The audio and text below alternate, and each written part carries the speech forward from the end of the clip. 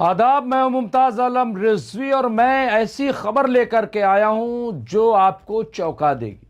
جی ہاں، اسرائیل کو بہت بڑا جھٹکا لگا ہے۔ دیکھیے خبر، حکومتی اقدامات پر یورپی ٹرانسپورٹ سیفٹی کونسل سے اسرائیل کی رکنیت معطل کر دی گئی ہے، یعنی ختم کر دی گئی ہے۔ یہ بہت بڑی اپنے آپ میں خبر ہے۔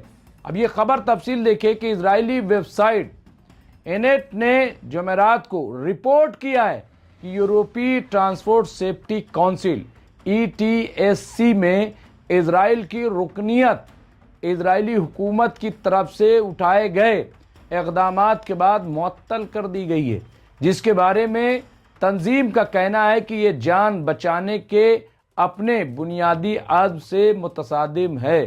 ایک مختصر سرکاری خط میں یہاں پہ ETSC نے یورپی روڈ سیفٹی پرفارمنس انڈیکس یعنی PIN پروگرام میں اسرائیل کی شرکت کے خاتمے کا اعلان کیا، جس میں دوبارہ شامل ہونے کا کوئی واضح آپشن نہیں ہے، یعنی کوشش کے باوجود یہ دوبارہ اسرائیل اس میں شامل نہیں ہو سکتا۔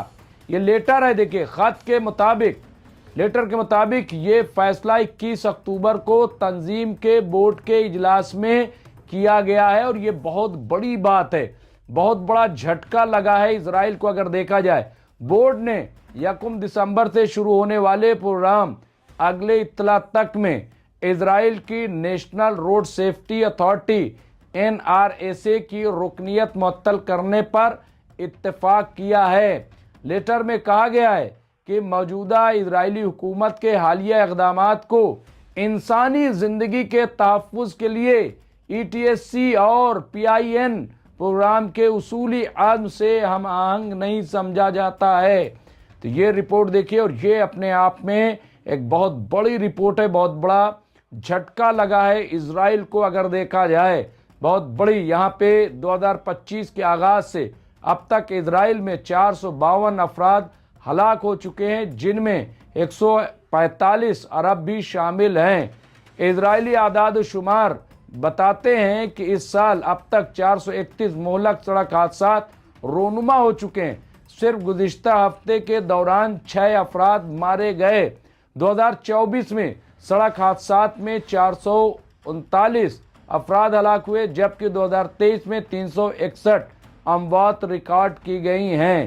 تو یہ اپنے آپ میں بہت بڑی بات ہے، اور یہ بہت بڑا جھٹکا لگا ہے اسرائیل کو دیکھا جائے۔ اور یہ آپ دیکھیں کہ یہ اسرائیل کے ساتھ شاید اس سے پہلے نہ ہوا ہو، لیکن ایسا ہے۔ اور یہی نہیں بلکہ ایک اور بڑا جھٹکا آپ دیکھیں کہ پوپ نے کرسمس کی پہلی نعمت میں غزہ کے باشندوں کو سردیوں کے سخت حالات کا سامنا کرنے کی ترغیب دی ہے۔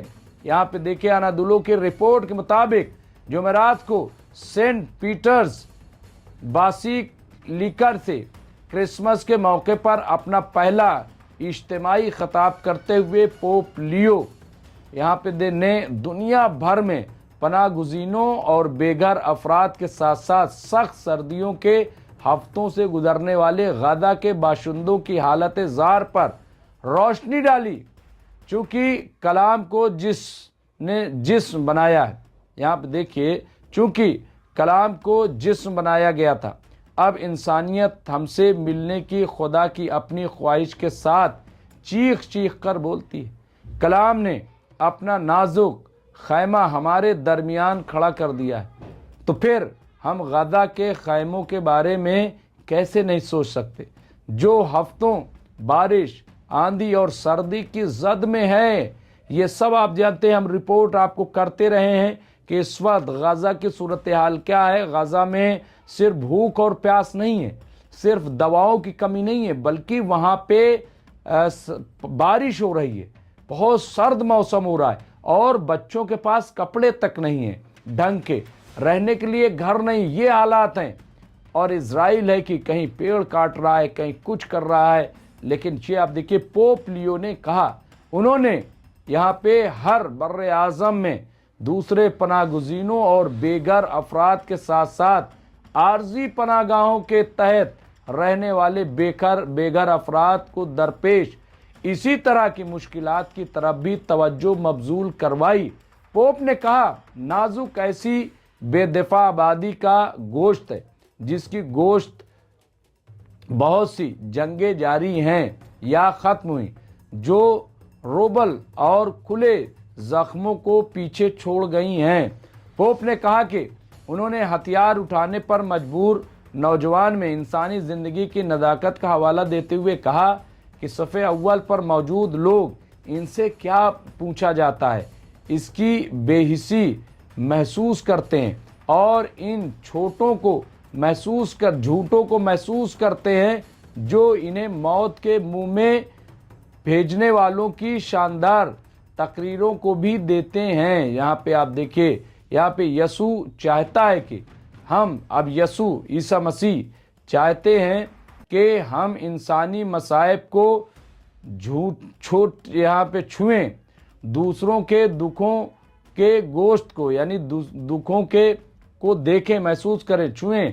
वो उम्मीद करता है कि हम इन ज़ाती या फ़िरक़ावाराना ताक़तों को तलाश करना छोड़ दें जो हमें इंसानी बदकिस्मती से पनाह देते हैं और इसके बजाय दूसरे लोगों की ज़िंदगियों की हकीकत में दाखिल होंगे और नरमी की ताकत को जानेंगे। ये पोप ने अपने बयान में कहा है। इज़राइल ने अपनी 2 साला जंग के दौरान गजा में 71,000 से ज़ायद फ़िलिस्तीनियों को हलाक किया, जिनमें ज़्यादातर ख़वातीन और बच्चे थे। अक्टूबर में जंगबंदी पर इत्तेफाक हुआ था, लेकिन इजरायली खिलाफ वर्दियाँ जारी हैं। गाज़ा के सरकारी मीडिया ऑफिस के मुताबिक इजरायली हमलों में अब तक 400 से ज़्यादा फ़िलिस्तीनी हलाक और 1,000 से ज़्यादा ज़ख्मी हो चुके हैं। ये जंगबंदी के बाद की बात हो रही है। टोटल 71,000 से ज़्यादा हैं, 2 लाख के करीब ज़ख्मी हैं। ये ऑन रिकॉर्ड है, ऑफ रिकॉर्ड कितना होगा कह पाना मुश्किल है, क्योंकि लाशें अभी मलबे से निकल रही हैं। तो पोप का ये बयान हो या जो पहली रिपोर्ट हमने पेश की थी यूरोपीय हवाले से, सिक्योरिटी के हवाले से, सेफ्टी के हवाले से, तो दोनों अगर देखा जाए तो ये इज़राइल के लिए बहुत बड़ा झटका है, इज़राइल के लिए सबक है। और कम से कम मैं फिर वही कह देता हूँ, तो लोग न जाने क्या सोचते हैं कि पोप बोल रहे हैं।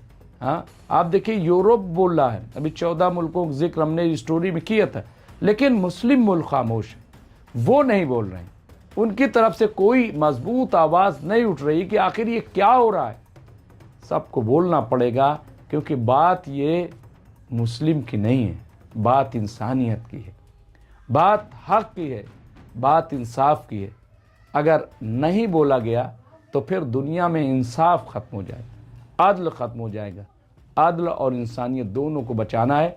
बहुत बहुत शुक्रिया। देखते रहिए MMC न्यूज़ इंडिया। मैं मुमताज़ आलम रिजवी।